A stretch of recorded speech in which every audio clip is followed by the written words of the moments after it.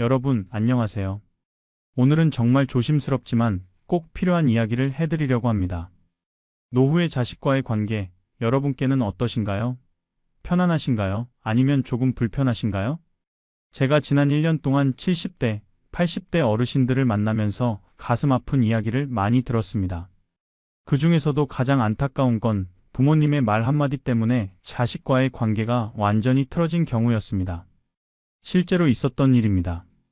서울에 사시는 75세 어르신, 평생 자식 3남매를 키우시느라 고생하셨습니다. 그런데 지금은 세 자녀 모두와 연락이 끊겼습니다. 명절에도 안 오고 전화도 안 받습니다. 왜 이렇게 됐을까요? 바로 어르신이 하신 말 한마디 때문이었습니다. 말 한마디로 천냥 빚을 갚는다는 옛말이 있습니다. 반대로 말 한마디가 천냥 빚을 만들기도 합니다. 특히 나이가 들면 우리가 하는 말이 자식에게 어떻게 들리는지 잘 모르는 경우가 많습니다. 좋은 뜻으로 한 말이 자식한테는 상처가 되고 그게 쌓이고 쌓여서 결국 관계가 멀어지는 겁니다.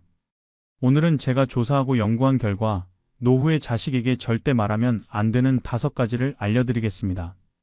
이 5가지만 조심하셔도 자녀와의 관계가 훨씬 좋아질 겁니다. 그리고 이미 이런 말을 하셨다 하더라도 어떻게 회복할 수 있는지도 함께 말씀드리겠습니다. 준비되셨나요? 지금부터 제가 말씀드리는 내용은 여러분의 노후 행복을 완전히 바꿔놓을 수 있습니다. 자식과의 관계가 좋으면 노후가 행복합니다. 반대로 자식과 사이가 나쁘면 아무리 돈이 많아도 외롭고 슬픕니다. 그러니 끝까지 집중해서 들어주시기 바랍니다. 첫 번째로 절대 하면 안 되는 말입니다.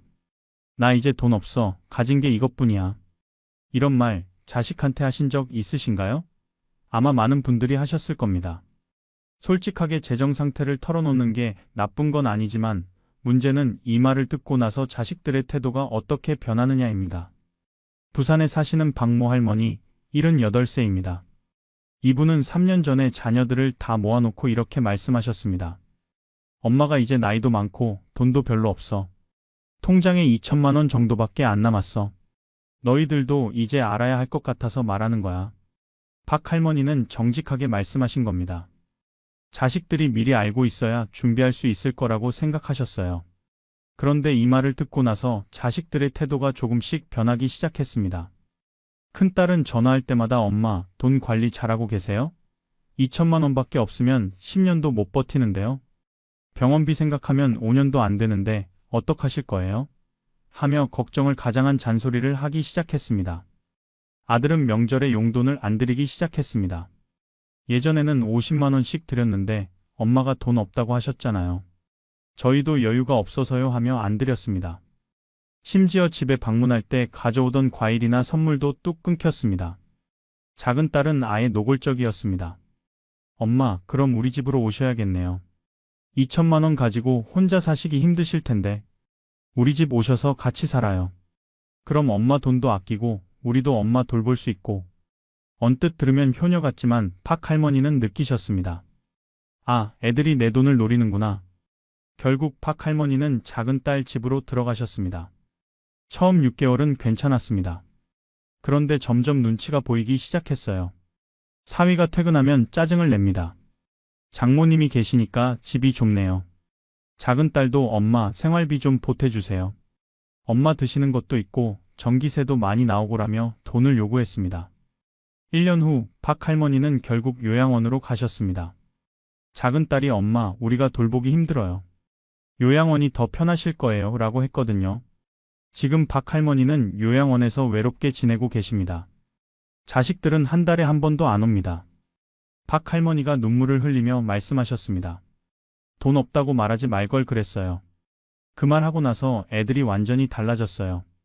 예전에는 엄마를 사랑해서 찾아왔는데 이제는 엄마한테 돈이 없으니까 귀찮은 존재가 된 것 같아요. 여러분, 왜 이런 일이 생기는 걸까요? 몇 가지 이유가 있습니다. 첫째, 자식들은 부모한테 경제력이 없으면 존중하지 않습니다. 말은 안 해도 마음속으로 그렇게 생각하는 거죠. 우리가 모셔야 할 짐이 됐구나 하고 생각합니다. 존중이 사라지면 사랑도 식습니다. 둘째, 자식들이 책임감보다는 부담감을 느낍니다. 엄마를 우리가 먹여 살려야 하나? 하는 부담감이죠. 이 부담감은 짜증으로 이어지고 짜증은 관계를 나쁘게 만듭니다. 셋째, 경제적 학대가 시작될 수 있습니다. 부모한테 돈이 없다는 걸 알면 어떤 자식들은 부모의 돈을 관리한다는 명목으로 빼앗아 갑니다. 엄마, 제가 관리해 드릴게요. 엄마 혼자 쓰시면 금방 없어질 텐데 하면서 통장을 가져갑니다. 그리고 나중에는 돌려주지 않습니다. 실제로 한 어르신은 딸에게 통장을 맡겼다가 1년 만에 1,000만 원이 사라진 걸 발견했습니다. 딸한테 물어보니 엄마 생활비로 쓴 거예요 라고 하더랍니다. 하지만 계산해보니 도저히 맞지 않았어요. 나중에 알고 보니 딸이 자기 빚을 갚는 데 쓴 거였습니다. 그럼 어떻게 해야 할까요? 재정 상태를 아예 말하지 말라는 게 아닙니다. 중요한 건 어떻게 말하느냐입니다. 돈 없어가 아니라 내 생활비는 내가 관리하고 있어. 너희가 걱정 안 해도 되라고 말하세요. 구체적인 금액은 말하지 마시고 그냥 충분히 있으니까 괜찮아라고만 하세요. 만약 정말 재정 상태를 공유해야 한다면 변호사나 재무설계사를 통해서 하세요. 그러면 자식들도 함부로 못합니다. 전문가가 개입하면 체계적으로 관리되니까 안심도 되고요. 또 하나, 절대로 자식한테 먹여 살려달라는 뉘앙스를 주지 마세요. 설령 도움이 필요해도 도와줄 수 있니? 라고 물어보되 강요하지는 마세요. 자발적으로 돕는 것과 강제로 돕는 건 완전히 다릅니다. 두 번째로 절대 하면 안 되는 말입니다. 너희가 날 봉양해야지, 키워준 은혜를 갚아야지. 이 말 정말 많이 하시죠? 특히 자식이 자주 안 찾아올 때 섭섭한 마음에 하시는 경우가 많습니다. 하지만 이 말은 정말 역효과만 납니다. 대구에 사시는 최모 아버지 74세입니다. 이분은 자식 3형제를 대학까지 보내셨습니다. 정말 고생 많이 하셨어요. 밤낮으로 일하시면서 자식들 뒷바라지 하셨습니다. 그런데 자식들이 결혼하고 나니까 연락이 뜸해지기 시작했습니다. 명절에만 얼굴 보고 평소에는 전화 한 통 없습니다. 최 아버지는 섭섭했습니다. 내가 이렇게 고생해서 키웠는데 이게 뭐냐 하는 서운함이죠. 그래서 명절 때 자식들을 모아놓고 이렇게 말씀하셨습니다. 너희들아, 너희가 날 이렇게 대접하는 게 맞냐? 내가 너희를 어떻게 키웠는데? 굶으면서까지 너희 학비 댔어. 이제 너희가 날 봉양할 때가 됐는데 이게 뭐냐? 키워준 은혜를 생각해라. 이 말을 듣고 큰아들이 벌떡 일어나더니 이렇게 말했습니다. 아버지, 그럼 저희는 아버지한테 빚진 겁니까? 아버지가 우리 키운 게 투자였습니까? 이제 원금의 이자까지 받으시려고요? 그렇게 생각하시면 저는 할 말이 없습니다. 그러고는 그 자리를 팍 차고 나갔습니다. 작은 아들은 아버지, 저희도 지금 애들 키우느라 힘듭니다. 저희한테도 생활이 있어요. 아버지 뵙고 싶지만 저희도 여유가 없어요 라며 변명했습니다. 딸은 그냥 울기만 했습니다. 그 이후로 큰아들은 명절에도 안 옵니다. 전화도 안 받습니다. 작은 아들은 1년에 한 번 명절에만 잠깐 들렀다 갑니다. 딸만 가끔 와서 아버지 안부를 확인합니다. 최아버지는 지금 혼자 사시면서 매일 후회하고 계십니다. 최아버지가 말씀하셨습니다. 그 말만 안 했어도 애들이 이렇게까지는 안 멀어졌을 거예요. 키워준 은혜를 비처럼 말한 게 큰 실수였어요. 사랑으로 키운 건데 그게 거래가 되어버린 거죠. 정말 후회됩니다. 여러분, 왜 이 말이 이렇게 역효과를 내는 걸까요? 첫째, 사랑이 거래가 되어버립니다. 부모의 사랑은 조건 없는 거잖아요. 그런데 키워준 은혜를 갚아라라고 하면 그게 조건부 사랑이 되는 겁니다. 내가 너를 키워줬으니까 너는 나한테 이렇게 해야 한다는 거래가 되는 거죠. 자식들은 그게 억울합니다. 제가 태어나고 싶어서 태어났습니까? 라는 반발심이 생깁니다. 둘째, 자식의 죄책감만 자극합니다. 효도는 죄책감으로 하는 게 아니라 사랑으로 하는 겁니다. 죄책감으로 하는 효도는 오래 못 갑니다. 억지로 하는 거니까 짜증이 나고 그게 쌓이면 결국 관계가 멀어집니다. 셋째, 세대 차이를 간과하는 겁니다. 우리 세대는 부모 봉양이 당연하다고 배웠습니다. 하지만 요즘 젊은 세대는 다릅니다. 부모를 사랑하고 존경하지만 봉양을 의무로 생각하지는 않습니다. 각자 자기 인생이 있다고 생각합니다. 이 세대 차이를 이해하지 못하면 계속 갈등이 생깁니다. 실제로 한 설문조사를 보면 요즘 20대, 30대 중에서 부모 봉양이 자식의 의무다라고 생각하는 사람이 30%밖에 안 됩니다. 70%는 부모님을 사랑하지만 각자 자기 인생을 살아야 한다고 생각합니다. 그럼 어떻게 해야 할까요? 봉양을 요구하지 마세요. 대신 스스로 독립적인 모습을 보이세요. 나는 아직 혼자 잘 살 수 있어. 너희는 너희 인생 잘 살아라는 메시지를 주세요. 그러면 자식들이 오히려 더 챙기게 됩니다. 안쓰러워하니까요. 도움이 필요할 때는 솔직하게 말씀하세요. 하지만 명령이나 요구가 아니라 부탁으로 하세요. 내가 요즘 거동이 불편한데 병원 좀 데려다 줄 수 있니? 라고 물어보세요. 너는 자식이니까 당연히 데려다 줘야지라고 말하지 마시고요. 감사는 표현하되 비처럼 말하지 마세요. 내가 너를 키워줬으니까 당연히 해야지가 아니라 내가 이렇게 챙겨줘서 정말 고마워라고 말씀하세요. 감사를 표현하면 자식들이 더 하고 싶어집니다. 세 번째로 절대 하면 안 되는 말입니다. 형제들 중에 너만 믿는다, 너만 효자야. 이 말도 정말 많이 하시죠? 특히 한 자녀가 유독 잘해주면 그 자녀를 칭찬하는 의미로 하시는데 이게 엄청난 독이 됩니다. 인천에 사시는 김모 어머니 76세입니다. 이분에게는 자녀가 셋 있습니다.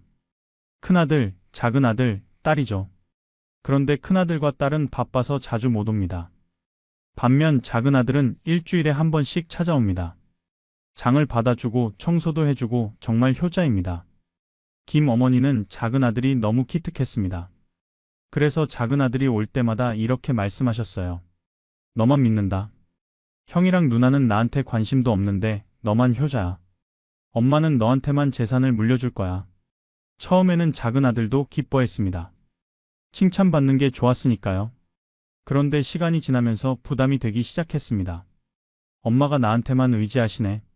형이랑 누나는 편하게 사는데 나만 계속 엄마 챙겨야 하나? 더 큰 문제는 형제 관계였습니다. 큰아들은 어머니가 작은아들만 예뻐한다는 소문을 듣고 섭섭했습니다.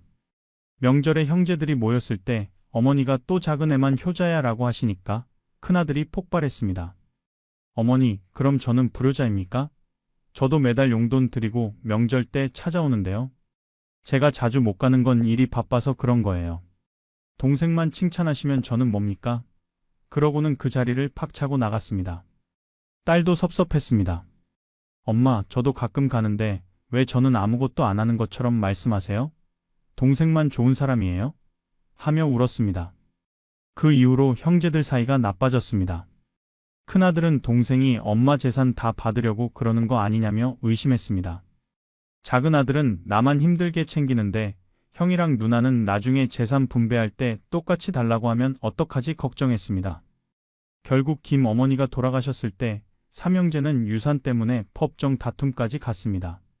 어머니가 생전에 작은아들한테 다 준다고 하셨으니까 작은아들은 그렇게 주장했고 큰아들과 딸은 법적으로 똑같이 나눠야 한다고 주장했습니다. 결국 변호사 비용만 수천만 원 들어가고 형제들은 원수가 됐습니다. 여러분, 왜 이런 일이 생기는 걸까요? 첫째, 형제 간 갈등을 만듭니다. 부모가 한 자녀만 칭찬하면 다른 자녀들은 차별받는다고 느낍니다. 그 서운함이 쌓이면 형제 사이가 나빠집니다. 둘째, 칭찬받은 자녀에게도 부담이 됩니다. 나만 믿는다는 말은 처음엔 좋지만 나중엔 짐이 됩니다. 나 혼자 다 책임져야 하나? 하는 부담감이죠. 셋째, 유산 분쟁으로 이어집니다. 생전에 너한테만 준다는 말을 듣고 자란 자녀는 실제로 그렇게 되길 기대합니다. 하지만 법적으로는 모든 자녀가 똑같이 받을 권리가 있습니다. 여기서 갈등이 생기는 겁니다. 실제로 제가 만난 한 변호사는 이렇게 말했습니다. 유산 분쟁의 70%는 부모님이 생전에 한 말 때문에 생깁니다. 너한테만 준다, 너는 효자다, 이런 말들이 나중에 형제들을 법정으로 데려갑니다. 그럼 어떻게 해야 할까요? 각 자녀의 장점을 인정하세요. 큰애는 바쁜데도 명절 때 꼭 오더라. 작은애는 자주 와서 챙겨주더라. 딸애는 전화로 매일 안부 물어보더라. 이렇게 각자의 방식을 인정하세요. 공평하게 대하는 모습을 보이세요. 한 자녀한테만 의지하지 말고 돌아가면서 부탁하세요. 그러면 부담도 분산되고 형제들도 서운해하지 않습니다. 절대로 한 자녀 앞에서 다른 자녀를 깎아내리지 마세요. 형은 안 오는데 너는 오더라가 아니라 내가 와줘서 고마워라고만 하세요. 재산 이야기는 절대 미리 하지 마세요. 너한테 다 줄 거야 라는 말은 독이 됩니다. 나중에 마음이 바뀔 수도 있고 다른 자녀들이 알면 갈등이 생깁니다. 네 번째로 절대 하면 안 되는 말입니다. 재산은 이렇게 나눠줄 거야. 유언장은 이렇게 썼어. 이 말도 정말 조심하셔야 합니다. 살아생전에 상속 계획을 자세히 공개하면 예상치 못한 문제가 생깁니다. 광주에 사시는 이모 어머니 70세입니다. 이분은 재산이 좀 있으셨어요. 아파트 한 채와 예금 5천만 원 정도요. 자녀가 둘인데 아들과 딸입니다. 이 어머니는 미리 말해두면 나중에 싸우지 않겠지 하는 생각으로 자녀들을 불러서 이렇게 말씀하셨습니다. 엄마가 나중에 돌아가면 아파트는 아들한테 주고 예금은 딸한테 줄 거야. 아들은 장남이니까 집을 물려받아야 하고 딸은 시집 갔으니까 돈으로 주는 게 맞는 것 같아. 아들은 기뻐했습니다. 아파트 시세가 3억 원 정도 되니까요. 딸은 섭섭했습니다. 어머니, 그럼 저는 5천만 원만 받는 건가요? 오빠는 3억 원짜리 아파트 받는데요? 어머니는 그래도 딸은 시집 갔으니까 이게 맞아라고 하셨습니다. 딸은 그날부터 어머니한테 차가워졌습니다. 전화도 뜸해지고 방문도 줄었습니다. 어머니가 왜 안 오니? 라고 물으면 바빠서요 라고만 대답했습니다. 하지만 진짜 이유는 서운함이었습니다. 나는 덜 사랑받는구나. 딸이라서 차별받는구나 하는 생각이었죠. 반면 아들은 태도가 달라졌습니다. 예전에는 일주일에 한 번씩 왔는데 이제는 한 달에 한 번만 옵니다. 어차피 아파트는 내 거니까 하는 안심감 때문이었습니다. 엄마한테 잘해야 할 이유가 줄어든 거죠. 2년 후 이 어머니는 마음이 바뀌었습니다. 딸이 서운해하는 게 보여서 그래, 공평하게 나눠주자 하고 생각하셨어요. 그래서 자녀들을 다시 불러서 말씀하셨습니다. 엄마가 생각해보니까 아파트를 팔아서 너희 둘이서 똑같이 나눠 가지는 게 좋을 것 같아. 이번엔 아들이 폭발했습니다. 어머니, 2년 전에는 저한테 아파트 준다고 하셨잖아요. 저는 그거 믿고 집도 안 샀어요. 전세로 살면서 기다렸는데 이제 와서 마음을 바꾸시면 어떡합니까? 딸은 오빠, 그게 무슨 말이에요? 어머니 재산인데 어머니 마음대로 하시면 되죠라고 맞받았습니다. 결국 이 어머니는 두 자녀 사이에서 샌드위치가 됐습니다. 아들한테 미안하고 딸한테도 미안하고 이러지도 저러지도 못하는 상황이 된 겁니다. 지금은 유언장을 어떻게 써야 할지 고민만 하고 계십니다. 여러분, 왜 이런 일이 생기는 걸까요? 첫째, 자녀들의 기대를 만들어버립니다. 나한테 이만큼 준다는 걸 알면 그걸 기정사실로 받아들입니다. 나중에 마음이 바뀌면 배신감을 느낍니다. 둘째, 불만 있는 자녀의 태도가 바뀝니다. 자기가 덜 받는다고 생각하면 부모한테 잘할 이유가 없다고 느낍니다. 서운함이 쌓이면 관계가 멀어집니다. 셋째, 마음을 바꿀 수 없게 됩니다. 한번 말하면 나중에 바꾸기가 정말 어렵습니다. 바꾸면 자녀들이 배신감을 느끼니까요. 넷째, 재산을 미끼로 효도를 유도하려는 시도는 실패합니다. 어떤 부모는 나한테 잘하면 많이 준다는 식으로 자녀들을 경쟁시킵니다. 하지만 이건 진짜 효도가 아니라 돈 때문에 하는 거짓 효도만 만듭니다. 그럼 어떻게 해야 할까요? 유언장은 쓰되 내용은 절대 말하지 마세요. 변호사나 공증인한테만 맡기세요. 자녀들한테는 유언장은 써뒀어. 나중에 알게 될 거야 라고만 하세요. 자녀들한테는 공평하게 할 거다라고만 말씀하세요. 구체적인 비율이나 방법은 말하지 마시고요. 그래야 나중에 마음을 바꿔도 괜찮습니다. 재산으로 효도를 유도하려고 하지 마세요. 나한테 잘하면 많이 준다는 식의 말은 절대 하지 마세요. 그러면 자녀들이 돈 때문에 거짓으로 잘하게 됩니다. 만약 정말 한 자녀한테 더 주고 싶다면 그 이유를 명확히 하세요. 장애가 있어서 경제적으로 어려워서 같은 합리적인 이유가 있어야 다른 자녀들도 이해합니다. 단순히 더 사랑해서는 이유가 안 됩니다. 다섯 번째, 마지막으로 절대 하면 안 되는 말입니다. 너희 아빠는 원래 그래. 평생 저랬어. 또는 너희 엄마는 원래 저래. 맨날 저래. 배우자를 험담하는 말입니다. 이게 정말 최악입니다. 전주에 사시는 조모 어머니 74세입니다. 이분은 남편과 사이가 안 좋으셨습니다. 50년을 같이 사셨지만 성격 차이로 늘 다투셨어요. 남편은 무뚝뚝하고 말이 없는 분이었고 어머니는 활발하고 말이 많으신 분이었습니다.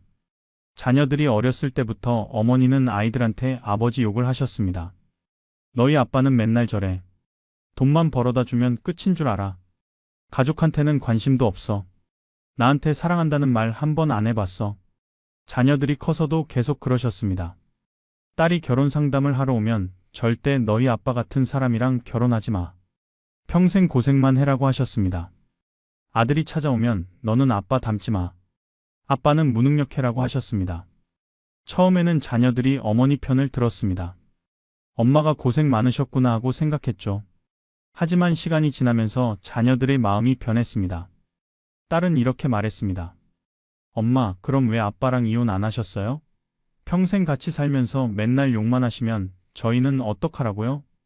아들은 더 직설적이었습니다. 엄마, 저는 아빠도 사랑해요. 아빠가 말은 없어도 저희 키우느라 고생하신 거 알아요. 엄마가 아빠 욕하는 거 듣기 싫어요. 차라리 둘 다 안 만나는 게 나을 것 같아요. 결국 자녀들은 부모 모두와 거리를 두기 시작했습니다. 명절에도 잠깐 들렀다가 빨리 갑니다. 엄마 아빠 얼굴 보면 스트레스 받아요 라고 하더군요.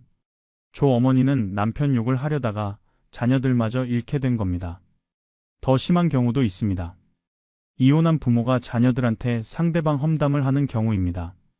너희 아빠는 바람 피워서 우리가 이혼했어. 나쁜 사람이야. 이런 말을 듣고 자란 자녀들은 평생 상처를 안고 삽니다. 심리학자들이 말하는 걸 보면 부모의 험담은 자녀의 정체성을 파괴한다고 합니다. 자녀는 부모 두 사람의 유전자를 받았잖아요. 아빠 반, 엄마 반이죠. 그런데 엄마가 아빠를 욕하면 자녀는 나도 아빠 닮았으니까 나도 나쁜 사람인가? 하고 생각하게 됩니다. 배우자가 돌아가신 후에도 험담하는 부모가 있습니다. 너희 아빠는 살아생전에 나한테 정말 못했어. 바람 피우고 술 먹고 돈도 안 벌어오고 이런 말을 듣는 자녀들은 어떤 기분일까요? 이미 돌아가신 아버지를 욕하면 자녀들은 그럼 그동안 엄마가 거짓말한 건가? 하고 배신감을 느낍니다. 여러분, 왜 이 말이 최악인가요? 첫째, 자녀에게 부모 모두를 잃게 만듭니다. 한쪽이 다른 쪽을 욕하면 자녀는 양쪽 모두한테 실망합니다. 욕하는 쪽도 싫고 욕먹는 쪽도 싫어집니다. 둘째, 자녀를 편 가르기 도구로 쓰는 겁니다.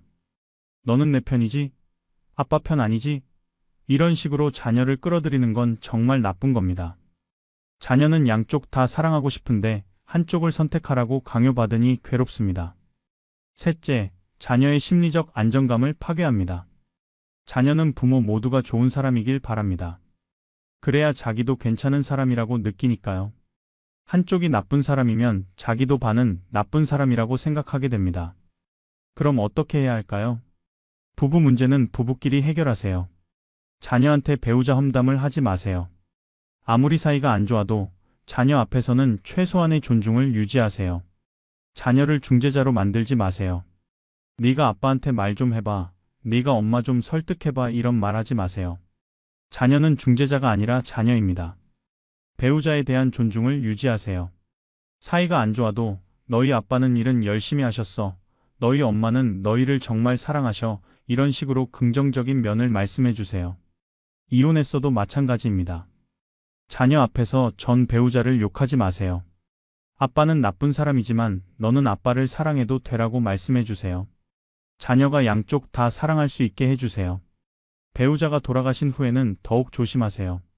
살아계실 때 못했던 험담을 돌아가신 후에 하는 건 정말 비겁한 겁니다. 돌아가신 분은 반박도 못하잖아요. 자녀들도 그걸 압니다. 자, 여러분. 지금까지 노후의 자식에게 절대 말하면 안 되는 5가지를 살펴봤습니다. 다시 한번 정리해드리겠습니다. 첫째, 나 이제 돈 없어. 가진 게 이것뿐이야. 재정 상태를 자세히 공개하지 마세요. 대신 내 생활비는 내가 관리하고 있어라고 하세요. 둘째, 너희가 날 봉양해야지. 키워준 은혜를 갚아야지. 봉양을 강요하지 마세요. 대신 스스로 독립적인 모습을 보이세요. 셋째, 형제들 중에 너만 믿는다. 너만 효자야. 자녀 간 차별 발언을 하지 마세요. 대신 각자의 장점을 인정하세요. 넷째, 재산은 이렇게 나눠줄 거야. 유언장은 이렇게 썼어. 상속 계획을 미리 공개하지 마세요. 대신 공평하게 할 거다라고만 하세요. 다섯째, 너희 아빠 엄마는 원래 그래. 평생 저랬어. 배우자 험담을 하지 마세요. 대신 최소한의 존중을 유지하세요. 이 5가지만 조심하셔도 자녀와의 관계가 훨씬 좋아질 겁니다. 그럼 노후에 자식과 좋은 관계를 유지하는 대화법은 뭘까요? 세 가지를 알려드리겠습니다. 첫째, 긍정적으로 말하세요. 나는 외롭다, 나는 힘들다, 나는 불쌍하다 이런 부정적인 말보다는 나는 잘 지내고 있어, 나는 건강해, 나는 행복해 이런 긍정적인 말을 하세요. 긍정적인 부모한테 자녀들이 더 가까이 오고 싶어 합니다. 둘째, 독립적인 모습을 보이세요. 너 없으면 나는 못 살아, 너만 믿는다 이런 의존적인 말보다는 나는 아직 혼자 잘해, 걱정 안 해도 돼 이런 독립적인 말을 하세요. 독립적인 부모를 보면 자녀들이 오히려 더 챙기게 됩니다. 셋째, 감사를 표현하되 빚으로 만들지 마세요. 내가 너를 키워줬으니까 당연히 해야지가 아니라 내가 이렇게 해줘서 정말 고마워 이렇게 감사를 표현하세요. 감사는 받는 사람도 기분 좋게 하고 더 하고 싶게 만듭니다. 마지막으로 한 가지 더 말씀드리겠습니다. 만약 여러분이 이미 이런 말들을 하셨다면 어떡하죠? 회복할 수 있을까요? 물론입니다. 첫째, 사과하세요. 그때 내가 그렇게 말한 거 미안하다. 엄마 아빠가 생각이 짧았다라고 솔직하게 인정하세요. 부모가 먼저 사과하면 자녀도 마음을 엽니다. 둘째, 행동을 바꾸세요. 말만 하지 말고 실제로 태도를 바꾸세요. 더 이상 그런 말을 하지 않고 긍정적으로 대하세요. 셋째, 시간을 주세요. 한번 상처받은 관계는 하루아침에 회복되지 않습니다. 꾸준히 노력하면서 시간을 주세요. 천천히 회복될 겁니다. 여러분, 마른 관계를 만들고 마른 관계를 파괴합니다. 특히 부모와 자식 사이에서는 더욱 그렇습니다. 한마디 말이 평생의 관계를 결정할 수 있습니다. 오늘 제가 말씀드린 5가지 꼭 기억하시고 조심하시기 바랍니다. 그리고 긍정적으로, 독립적으로, 감사하는 마음으로 자녀들과 대화하세요. 그러면 노후가 훨씬 행복해질 겁니다. 자녀와의 좋은 관계는 돈으로 살 수 없는 가장 큰 재산입니다. 연금이 많아도, 집이 좋아도 자녀와 사이가 나쁘면 외롭습니다. 반대로 돈이 적어도 자녀와 관계가 좋으면 행복합니다. 오늘부터 말을 조심하세요. 하루하루 긍정적인 말, 독립적인 말, 감사하는 말을 하세요. 그러면 자녀들이 자연스럽게 가까이 올 겁니다. 다음 영상에서는 자녀와 관계가 좋은 노인들의 대화 비밀이라는 주제로 더 구체적인 대화 기술을 알려드리겠습니다. 실제 대화 사례와 함께 말이죠. 기대해 주세요. 오늘도 끝까지 시청해 주셔서 정말 감사합니다. 구독과 좋아요, 알림 설정도 부탁드립니다. 여러분과 자녀분들의 관계가 더욱 좋아지길 진심으로 기도합니다. 건강하시고 행복하세요. 감사합니다. 여러분, 안녕하세요. 오늘은 정말 중요한 이야기를 나눠보려고 합니다. 혹시 여러분께서는 노후를 준비하고 계신가요? 아니면 이미 은퇴를 하셨나요? 제가 지난 3년 동안 70대 어르신 150분을 직접 만나 인터뷰를 했습니다. 그리고 놀라운 사실을 발견했습니다. 그분들께 딱 한 가지만 물어봤습니다. 인생을 다시 살 수 있다면 돈과 관련해서 무엇을 바꾸고 싶으세요? 이 질문에 무려 90% 이상의 어르신들이 비슷한 대답을 하셨습니다. 그것도 눈물을 글썽이시면서 말이죠. 더 놀라운 건 그분들이 후회하시는 내용이 딱 7가지로 압축된다는 겁니다. 7가지요. 그리고 이 7가지를 미리 알았더라면 지금 훨씬 더 여유롭고 행복한 노후를 보내실 수 있었을 거라고 입을 모아 말씀하셨습니다. 오늘 이 영상을 끝까지 보시면 여러분은 수천만 원, 어쩌면 수억 원의 손실을 예방할 수 있습니다. 그리고 더 중요한 건 70대가 되어서 그때 이렇게 하지 말거라는 후회를 하지 않으실 수 있다는 겁니다. 지금부터 제가 들려드릴 이야기는 실제 어르신들의 생생한 경험담입니다. 한 분 한 분의 눈물과 한숨이 담긴 진짜 이야기입니다. 자, 그럼 첫 번째 후회부터 시작해 보겠습니다. 준비되셨나요? 펜과 종이를 준비하셔도 좋습니다. 오늘 내용은 여러분의 노후를 완전히 바꿔놓을 수 있으니까요. 첫 번째로 가장 많은 분들이 후회하시는 것, 그것은 바로 자녀에게 너무 많은 돈을 쏟아부은 겁니다. 이 이야기를 들으시면 에이, 자식한테 돈 쓰는 게 뭐가 잘못이야? 하고 생각하실 수도 있습니다. 저도 처음엔 그렇게 생각했습니다. 하지만 실제 사례를 들으시면 생각이 달라지실 겁니다. 부산에 사시는 김모 어르신 75세입니다. 이분은 30년 동안 중소기업에서 성실하게 일하셨습니다. 은퇴하실 때 퇴직금으로 2억 원을 받으셨어요. 당시로서는 꽤 큰 돈이었죠. 이분에게는 아들이 둘 있었습니다. 큰아들이 결혼을 한다고 하자 김 어르신은 전세 자금으로 7천만 원을 지원해 주셨습니다. 둘째 아들은 사업을 한다고 했습니다. 아버지의 마음은 어떻겠습니까? 자식이 성공하는 모습을 보고 싶은 게 부모 마음이죠. 5천만 원을 사업 자금으로 지원해 주셨습니다. 그렇게 2억 원 중에서 1억 2천만 원이 자녀들에게 갔습니다. 남은 돈은 8천만 원이었습니다. 그런데 문제는 여기서부터였습니다. 큰아들은 3년 후에 이사를 가야 한다며 다시 전세 자금이 부족하다고 했습니다. 이번엔 2천만 원을 더 달라고 했어요. 김 어르신은 고민 끝에 또 지원해 주셨습니다. 둘째 아들의 사업은 1년 만에 망했습니다. 빚만 3천만 원이 남았죠. 아버지는 어쩔 수 없이 그 빚도 대신 갚아주셨습니다. 결과적으로 김 어르신 손에 남은 돈은 3천만 원밖에 없었습니다. 2억 원이 3천만 원이 된 겁니다. 지금 김 어르신은 75세의 나이에 아르바이트를 하고 계십니다. 매일 새벽 5시에 일어나서 아파트 경비 일을 하십니다. 한 달에 150만 원을 버십니다. 부인도 식당에서 설거지 일을 하십니다. 한 달에 100만 원 정도 벌어옵니다. 제가 김 어르신께 물어봤습니다.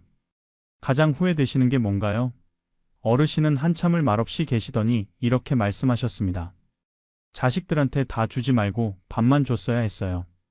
1억 원은 우리 노후 자금으로 남겨뒀어야 했는데 그랬으면 지금 이 나이에 새벽 5시에 일어나지 않아도 됐을 텐데요. 더 가슴 아픈 건 자녀들의 반응이었습니다. 큰아들은 지금 잘 살고 있습니다. 하지만 아버지께 용돈을 드린 적이 한 번도 없다고 합니다. 둘째 아들은 다시 사업을 시작했는데 역시 아버지를 찾지 않는다고 하더군요. 명절에 한 번씩 얼굴 보는 게 전부랍니다. 여러분, 이게 극단적인 사례라고 생각하시나요? 아닙니다. 제가 만난 어르신 중 절반 이상이 비슷한 경험을 하셨습니다. 정도의 차이만 있을 뿐이죠. 어떤 분은 자녀의 집 마련을 위해 자기 집을 팔았다가 나중에 전세 사기를 당한 자녀를 또 도와주느라 결국 자신은 월세방에 사시게 됐다고 하더군요. 그럼 자녀에게 아예 도움을 주면 안 되는 걸까요? 그건 아닙니다. 중요한 건 선입니다. 어디까지 도와줘야 하는지 그 기준을 명확히 세워야 합니다. 재정 전문가들이 권하는 기준이 있습니다. 자녀 지원은 본인 노후 자금의 30%를 넘지 않는 게 좋다고 합니다. 예를 들어 은퇴 자금이 3억 원이라면 자녀에게 주는 돈은 9천만 원을 넘지 않아야 한다는 겁니다. 그리고 이것도 일시불이 아니라 필요할 때마다 나눠서 주는 게 좋습니다. 왜냐하면 나중에 본인에게 예상치 못한 지출이 생길 수 있거든요. 병원비가 필요할 수도 있고 집을 수리해야 할 수도 있습니다. 또 하나 중요한 원칙이 있습니다. 주는 돈과 빌려주는 돈을 명확히 구분하라는 겁니다. 자녀가 돈이 필요하다고 할 때 이건 주는 거야, 아니면 빌려주는 거야? 를 분명히 해야 합니다. 만약 빌려주는 거라면 반드시 차용증을 써야 합니다. 그게 무슨 친자식한테 차용증을 쓰냐고 하실 수 있는데 바로 그 생각 때문에 나중에 문제가 생깁니다. 차용증이 있으면 자녀도 빚이라는 걸 인식하고 갚으려고 노력합니다. 없으면 그냥 받은 돈으로 생각하게 되죠. 그리고 나중에 또 돈이 필요하면 또 달라고 합니다. 악순환이 시작되는 겁니다. 실제로 한 어르신은 아들에게 6번이나 돈을 주셨는데 차용증을 쓴 적이 한 번도 없어서 결국 한 푼도 돌려받지 못했다고 하셨습니다. 마지막으로 기억하실 것, 자녀가 정말 어려울 때는 물론 도와줘야 합니다. 하지만 자녀의 편의를 위해 부모의 생존을 위협하면 안 됩니다. 자녀가 조금 불편하게 살더라도 부모님은 기본적인 노후 자금을 반드시 지켜야 합니다. 이게 결국 자녀를 위하는 길이기도 합니다. 70대, 80대의 부모가 경제적으로 어려우면 결국 그 짐은 자녀에게 돌아갑니다. 자, 이제 두 번째 후회로 넘어가겠습니다. 두 번째로 많은 분들이 후회하시는 것은 바로 건강 투자를 미룬 것입니다. 병원 갈 시간이 없어서, 돈 아까워서, 별일 아닐 것 같아서 하면서 건강검진을 미루고 아픈 걸 참다가 결국 큰 병으로 발전해서 엄청난 돈을 쓰게 되는 경우입니다. 서울에 사시는 박모 어르신 72세입니다. 이분은 60대 초반까지만 해도 아주 건강하셨습니다. 매일 아침 조깅도 하시고 등산도 즐기셨죠. 그런데 63세 때부터 가끔 속이 쓰리기 시작했습니다. 처음엔 과식했나 보다 하고 넘어가셨어요. 소화제를 먹으면 괜찮아지니까요. 65세 때는 증상이 좀 더 심해졌습니다. 식사 후에 자주 속이 더부룩하고 가끔 명치가 아팠습니다. 주변에서 위내시경 한번 받아보라고 했지만 박 어르신은 괜찮아, 그냥 소화불량일 거야 하시며 넘기셨습니다. 사실 검사 받는 게 귀찮기도 했고 돈도 아까웠습니다. 당시 위내시경 비용이 10만 원 정도 들었거든요. 이렇게 3년을 참으셨습니다. 68세 되던 해 갑자기 토혈을 하셨습니다. 급하게 응급실에 실려가셨죠. 진단 결과는 위암 3기였습니다. 이미 많이 진행된 상태였습니다. 만약 65세 때 검사를 받으셨다면 1기나 2기에서 발견해서 간단히 치료할 수 있었을 겁니다. 하지만 3기까지 진행되니 수술을 해야 했습니다. 수술 비용만 2천만 원이 들었습니다. 그 후 항암 치료를 6개월 동안 받으셨는데 이 비용이 또 3천만 원이었습니다. 실손보험이 있었지만 본인 부담금도 상당했습니다. 총 6천만 원 정도가 들어갔다고 하시더군요. 게다가 치료 과정에서 고생이 이만저만이 아니었습니다. 항암 치료의 부작용으로 머리카락이 다 빠지고 구토가 심해서 음식을 제대로 드실 수가 없었습니다. 박 어르신께서 제게 이렇게 말씀하셨습니다. 65세 때 10만 원 아끼려다가 68세에 6천만 원을 쓰고 3년을 고생했어요. 지금 생각하면 정말 어리석은 선택이었어요. 그때 용기 내서 검사만 받았어도 지금 이렇게 힘들지 않았을 텐데요. 이런 사례가 한둘이 아닙니다. 어떤 분은 당뇨를 방치했다가 결국 발가락을 절단하셨고 또 어떤 분은 고혈압을 치료하지 않다가 뇌졸중으로 쓰러지셨습니다. 뇌졸중 이후 재활치료비로 2년 동안 7천만 원을 쓰셨다고 합니다. 그것도 회복이 완전히 되지 않아서 지금도 한쪽 팔을 제대로 쓰지 못하신다고 하더군요. 여러분, 건강검진은 사치가 아닙니다. 필수입니다. 특히 50세 이후부터는 1년에 한 번씩 정기검진을 받으셔야 합니다. 국가에서 제공하는 무료 건강검진도 있으니 꼭 받으시기 바랍니다. 2년에 한 번씩 무료로 받을 수 있는데 많은 분들이 안 받으십니다. 건강한데 뭐하러 병원 가냐고 하시는데 바로 그게 문제입니다. 병은 초기에는 증상이 없습니다. 암도 1기, 2기까지는 아무런 증상이 없는 경우가 많습니다. 증상이 나타나면 이미 3기, 4기로 진행된 경우가 많죠. 그래서 증상이 없을 때 검사를 받아야 합니다. 조기에 발견하면 치료도 간단하고 비용도 훨씬 적게 듭니다. 완치율도 아주 높고요. 건강검진 외에도 평소에 몸의 신호를 잘 들어야 합니다. 작은 이상이라도 느껴지면 좀 이따 괜찮아지겠지 하고 넘기지 마시고 병원에 가보시기 바랍니다. 10만 원, 20만 원 아끼려다가 나중에 수천만 원 쓰는 일이 없도록 해야 합니다. 또 하나 중요한 게 치과입니다. 많은 어르신들이 치과 치료를 미루십니다. 나중에 하지 뭐, 임플란트는 너무 비싸 하시면서요.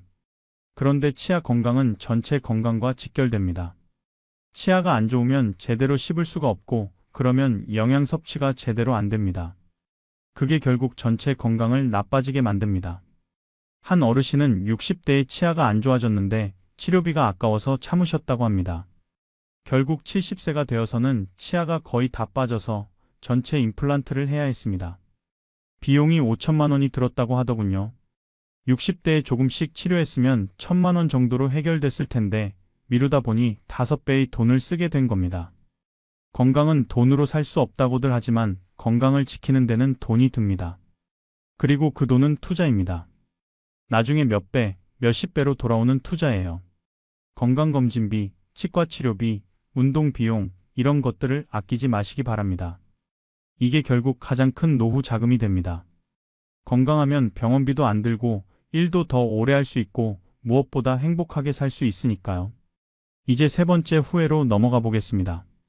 세 번째는 연금 준비를 제대로 하지 않은 것입니다. 많은 분들이 국민연금만 믿고 계시다가 막상 연금을 받아보니 턱없이 부족해서 후회하시는 경우입니다. 대구에 사시는 최모 어르신 70세입니다. 이분은 젊었을 때 자영업을 하셨습니다. 작은 식당을 30년 동안 운영하셨죠. 수입이 괜찮았습니다. 한 달에 400만 원에서 500만 원 정도 버셨으니까요.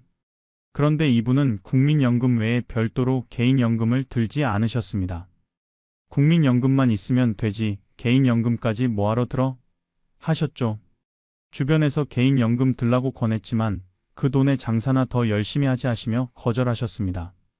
한 달에 30만 원씩 개인연금을 들 수 있었는데 그 돈으로 재료를 더 사거나 광고를 하는 게 낫다고 생각하셨던 겁니다. 그렇게 30년이 흘렀습니다. 65세에 은퇴하시고 연금을 받기 시작하셨습니다. 그런데 받아보니 한 달에 90만 원이었습니다. 최 어르신은 깜짝 놀라셨습니다. 이게 다야? 하시면서요. 30년 동안 매달 연금을 냈는데 고작 90만 원을 받게 된 겁니다. 한 달에 90만 원으로는 생활이 안 됩니다. 집세가 50만 원, 식비가 50만 원, 그것만 해도 100만 원인데요. 전기세, 수도세, 통신비 등등 하면 최소 150만 원은 필요합니다. 부부가 사시니까 200만 원은 있어야 합니다. 그런데 연금은 90만 원 뿐입니다. 결국 최 어르신은 70세의 나이에 다시 일을 시작하셨습니다. 편의점 야간 알바를 하십니다. 밤 11시부터 아침 7시까지 8시간 동안 일하십니다. 한 달에 200만 원을 버십니다. 연금 90만 원과 합쳐서 290만 원으로 생활하십니다. 그나마 부족해서 저축은 꿈도 못 꾸십니다. 최 어르신께서 말씀하셨습니다. 30년 전에 한 달에 30만 원씩만 개인연금을 들었어도 지금 한 달에 150만 원은 더 받았을 거예요. 그랬으면 지금 이 나이에 편의점 야간 알바를 하지 않아도 됐을 텐데 정말 후회됩니다. 실제로 계산을 해보면 40세부터 65세까지 25년 동안 매달 30만 원씩 개인연금을 들었다면 총 9천만 원을 납입하는 겁니다. 그러면 65세부터 매달 약 150만 원에서 200만 원 정도를 받을 수 있습니다. 물론 가입 시기와 상품에 따라 다르지만 대략 그 정도입니다. 국민연금만으로는 부족합니다. 통계를 보면 현재 국민연금 평균 수령액이 한 달에 60만 원 정도입니다. 이 돈으로 생활할 수 있을까요? 절대 불가능합니다. 그래서 개인연금이 필요한 겁니다. 국민연금과 개인연금을 합쳐서 한 달에 최소 200만 원 이상은 되어야 기본적인 생활이 가능합니다. 물론 지금부터라도 늦지 않았습니다. 50대라면 아직 15년 정도 시간이 있습니다. 지금부터라도 개인연금을 시작하시면 65세에 제법 괜찮은 연금을 받으실 수 있습니다. 한 달에 50만 원씩만 15년 동안 넣으셔도 65세부터 한 달에 60만 원에서 80만 원 정도는 받으실 수 있습니다. 중요한 건 빨리 시작하는 겁니다. 나이가 들수록 보험료가 비싸지고 받을 수 있는 금액도 줄어듭니다. 그리고 개인연금은 세액 공제도 되니까 세금도 절약할 수 있습니다. 1년에 400만 원까지 세액 공제가 되는데 연봉에 따라 13%에서 16%까지 돌려받을 수 있습니다. 또 하나 명심하실 건 연금은 길게 받는 게 중요하다는 겁니다. 한꺼번에 많이 받는 것보다 적더라도 오래 받는 게 낫습니다. 그래야 70대, 80대까지 안정적인 수입이 있으니까요.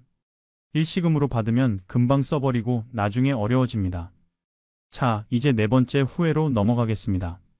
네 번째는 무리한 부동산 투자입니다. 은퇴 후에 목돈이 생기면 많은 분들이 부동산에 투자를 하십니다. 집값은 떨어지지 않아 월세 받으면 노후가 안정적이지 하시면서요. 그런데 이게 생각만큼 쉽지 않습니다. 인천에 사시는 정모 어르신 74세입니다. 이분은 60세에 은퇴하시면서 퇴직금으로 3억 원을 받으셨습니다. 여기에 집을 팔아서 2억 원을 더 마련하셨어요. 총 5억 원이 생긴 겁니다. 정 어르신은 이 돈으로 빌라 두 채를 사셨습니다. 한 채는 2억 원, 다른 한 채는 2억 5천만 원이었습니다. 나머지 5천만 원은 생활비로 남겨두셨고요. 계획은 이랬습니다. 두 채에서 월세를 받아서 생활하고 나중에 집값이 오르면 팔아서 차익도 남기겠다는 거였습니다. 당시에 두 채 합쳐서 월세가 150만 원 정도 들어왔습니다. 나쁘지 않았죠. 처음 3년은 괜찮았습니다. 월세도 잘 들어오고 관리도 어렵지 않았습니다. 그런데 4년째 되던 해부터 문제가 생기기 시작했습니다. 한 채의 세입자가 나갔는데 새 세입자가 들어오지 않는 겁니다. 6개월 동안 비어 있었습니다. 그 6개월 동안 월세 수입이 절반으로 줄었습니다. 빈집 관리비도 나가고 수리할 곳도 생기고 돈이 계속 나가기만 했습니다. 겨우 새 세입자를 구했는데 1년 만에 또 나갔습니다. 이번엔 8개월 동안 비어 있었습니다. 그 사이 다른 집 세입자도 월세를 못 내기 시작했습니다. 석 달치를 밀렸는데 내쫓을 수도 없고 난감했습니다. 결국 그 세입자는 6개월치를 밀리고 나갔습니다. 설상가상으로 집값도 떨어지기 시작했습니다. 2억 원에 산 집이 1억 5천만 원으로 떨어졌습니다. 2억 5천만 원에 산 집은 2억 원으로 떨어졌습니다. 총 1억 원이 손실이 난 겁니다. 게다가 그동안 생활비로 쓴 5천만 원까지 하면 실제로는 1억 5천만 원의 손실입니다. 정 어르신은 결국 두 채를 모두 팔았습니다. 3억 5천만 원에 팔렸습니다. 5억 원으로 시작해서 3억 5천만 원이 된 겁니다. 14년 동안 1억 5천만 원을 잃은 셈입니다. 지금 정 어르신은 3억 5천만 원으로 작은 아파트를 사서 사시면서 국민연금 70만 원으로 생활하고 계십니다. 너무 빠듯해서 파트타임 일자리를 알아보고 계시다고 합니다. 정 어르신이 말씀하셨습니다. 부동산은 전문가들이 하는 겁니다. 우리 같은 일반인이 덤볐다가는 큰 코 다칩니다. 차라리 그 돈으로 안전한 곳에 예금했거나 연금을 더 들었어야 했어요. 월세 받는 게 안정적일 거라고 생각했는데 세입자 관리가 이렇게 힘든 줄 몰랐습니다. 이런 사례가 정말 많습니다. 은퇴 후 부동산 투자로 실패하는 경우가 아주 흔합니다. 왜 그럴까요? 몇 가지 이유가 있습니다. 첫째, 유동성 문제입니다. 부동산은 급하게 현금이 필요할 때 바로 팔기 어렵습니다. 팔려면 몇 개월씩 걸립니다. 그 사이에 급한 일이 생기면 큰일 납니다. 반면 예금이나 펀드는 바로 찾을 수 있습니다. 둘째, 관리의 어려움입니다. 나이가 들면 세입자 관리가 정말 힘듭니다. 밤중에 전화와서 보일러가 고장났다, 수도가 샌다 하면 바로 달려가야 합니다. 70대에 그런 일을 하기가 쉽지 않습니다. 셋째, 시세 변동의 위험입니다. 집값은 올라갈 수도 있지만 떨어질 수도 있습니다. 특히 지방의 구축 빌라나 다가구는 가격이 많이 떨어지는 추세입니다. 인구가 줄어들고 있으니까요. 그럼 은퇴 후에는 부동산 투자를 아예 하면 안 될까요? 전문가들의 의견은 이렇습니다. 본인이 살 집 하나는 꼭 있어야 하지만 투자용 부동산은 신중해야 한다는 겁니다. 만약 하더라도 전체 자산의 30%를 넘지 않는 게 좋다고 합니다. 나머지 70%는 현금성 자산이나 안전한 금융 상품에 투자해야 한다는 거죠. 특히 은퇴 후에는 안정성이 가장 중요합니다. 큰 수익을 노리기보다는 원금을 지키고 안정적인 수입을 얻는 게 중요합니다. 그래서 정기예금, 국채, 안전한 배당주, 월지급식 펀드 같은 것들이 좋습니다. 물론 수익률은 낮지만 안전하고 매달 일정한 수입이 들어옵니다. 다섯 번째 후회로 넘어가겠습니다. 다섯 번째는 보험 설계를 제대로 하지 않은 겁니다. 특히 실손보험을 가입하지 않았거나 너무 늦게 가입해서 보험료가 비싸진 경우입니다. 전주에 사시는 이모 어르신 73세입니다. 이분은 젊었을 때 보험을 별로 중요하게 생각하지 않으셨습니다. 나는 건강하니까 괜찮아 하시면서 보험 가입을 미루셨죠. 50대 초반에 주변에서 실손보험 들라고 권했지만 보험료 낼 돈에 차라리 저축하지 하시며 거절하셨습니다. 60세가 되어서야 이제 나이도 드는데 보험 하나 들어둘까? 하고 알아보셨습니다. 그런데 이미 나이가 많아서 보험료가 비쌌습니다. 50대에 가입하면 한 달에 8만 원 정도면 됐을 텐데 60세에는 한 달에 18만 원이 나왔습니다. 너무 비싸서 결국 가입을 포기하셨습니다. 65세 되던 해 이 어르신은 무릎 관절이 안 좋아져서 병원에 가셨습니다. 의사가 수술을 권했습니다. 수술비가 800만 원이라고 했습니다. 실손보험이 있었다면 700만 원 정도는 보험에서 나왔을 겁니다. 하지만 보험이 없으니 800만 원을 다 본인이 내야 했습니다. 그 후에도 계속 병원비가 들어갔습니다. 68세에 백내장 수술을 했습니다. 500만 원이 들었습니다. 70세에 담석증으로 입원했습니다. 400만 원이 들었습니다. 지금까지 병원비로만 2천만 원이 넘게 들어갔습니다. 실손보험이 있었다면 1,500만 원 정도는 아꼈을 겁니다. 이 어르신이 한숨을 쉬시며 말씀하셨습니다. 50대에 한 달에 8만 원씩 15년 동안 냈으면 총 1,440만 원입니다. 그런데 병원비로 2천만 원이 넘게 들어갔으니 600만 원 이상을 더 쓴 겁니다. 게다가 이제 70대인데 앞으로 병원비가 더 많이 들 텐데 보험도 없으니 걱정입니다. 보험은 젊을 때 드는 게 정말 중요합니다. 나이가 들수록 보험료가 비싸지고 가입 조건도 까다로워집니다. 건강검진에서 이상이 나오면 아예 가입이 안 되거나 특정 질병은 보장에서 제외됩니다. 그래서 건강할 때, 젊을 때 미리 가입해야 합니다. 특히 실손보험은 필수입니다. 입원비, 수술비, 통원치료비 등 실제로 든 병원비의 대부분을 보장해 줍니다. 나이 들면 병원 갈 일이 많아지는데 실손보험이 없으면 정말 힘듭니다. 한번 입원하면 수백만 원이 나가는데 그걸 다 본인이 내야 하니까요. 또 하나 중요한 게 암보험입니다. 통계를 보면 우리나라 사람 중 3명 중 1명은 암에 걸린다고 합니다. 암에 걸리면 치료비가 엄청나게 많이 듭니다. 수술, 항암, 방사선 치료 등등에서 수천만 원이 들어갑니다. 암보험이 있으면 진단금으로 2천만 원에서 5천만 원 정도를 받을 수 있습니다. 그리고 간병비도 중요합니다. 나이 들면 혼자서는 생활이 어려울 수 있습니다.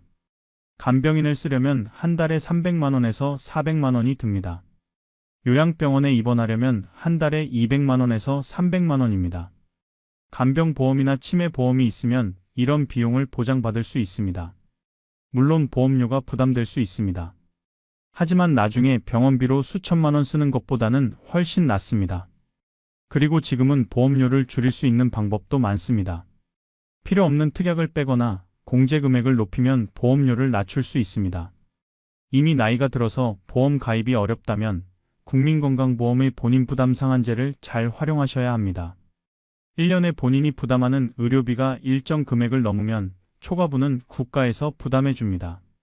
소득에 따라 다르지만 보통 300만 원에서 500만 원 정도입니다.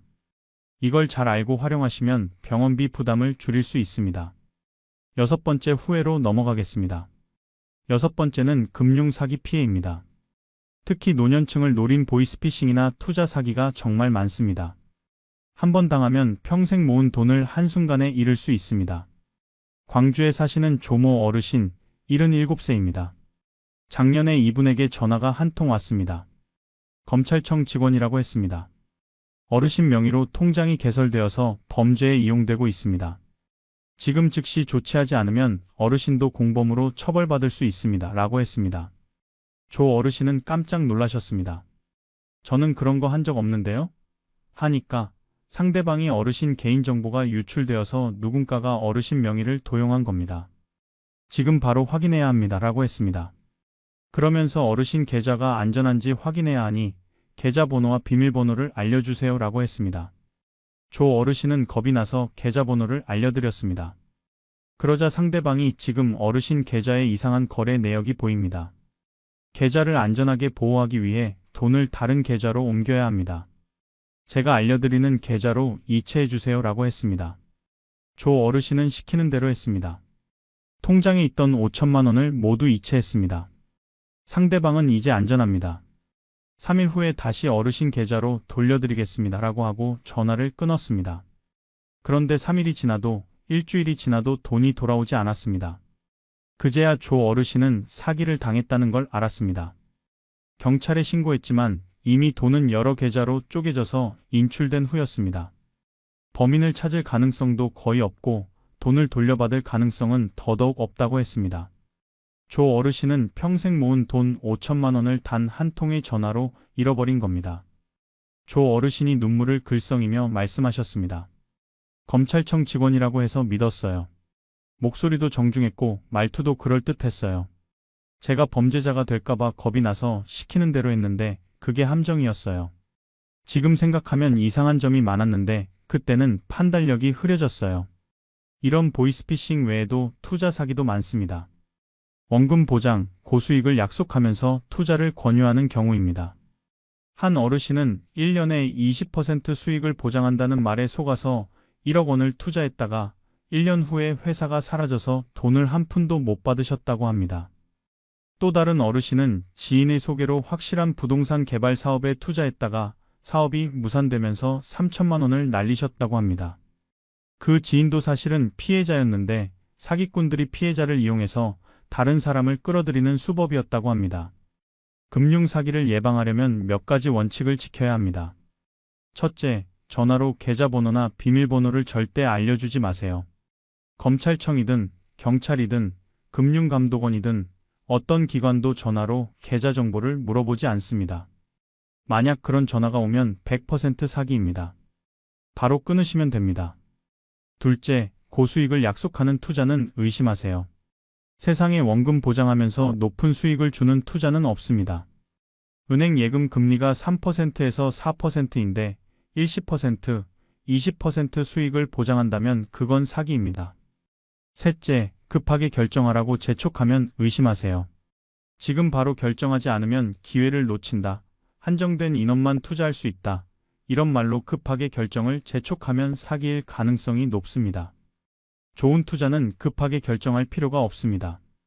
충분히 생각하고 가족과 상의하고 전문가에게 자문을 구한 후에 결정해도 늦지 않습니다. 넷째, 잘 모르는 투자는 하지 마세요. 암호화폐, 선물, 옵션, 이런 복잡한 금융상품은 전문가도 어려워합니다. 일반인이 투자하기에는 위험이 너무 큽니다. 이해하지 못하는 것에는 투자하지 마세요. 다섯째, 혼자 결정하지 마세요. 큰돈이 관련된 결정은 반드시 가족과 상의하세요. 사기꾼들은 가족에게 알리지 마세요. 비밀로 해주세요 라고 합니다.